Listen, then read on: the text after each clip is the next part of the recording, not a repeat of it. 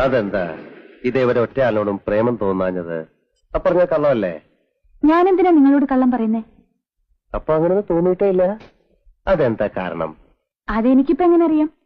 ഞാൻ കണ്ട ചെക്കന്മാർക്കൊന്നും അതിനുള്ള യോഗ്യത ഉണ്ടായിരുന്നിരിക്കില്ല. എനിക്ക് ആ യോഗ്യത ഉണ്ടാവോ? നിങ്ങൾക്ക് എന്തുണ്ടായിട്ടെന്ത്? ഭാര്യയും കുട്ടിയൊക്കെ ഉള്ള ആളല്ലേ നിങ്ങള്?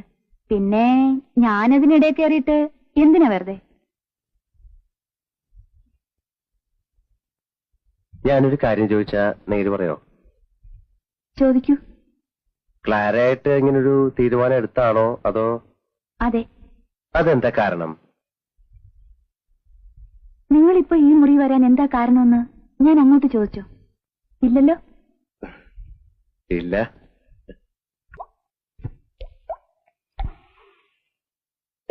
ഓർമ്മ വെച്ചപ്പോ മുതല് വഴക്കാ.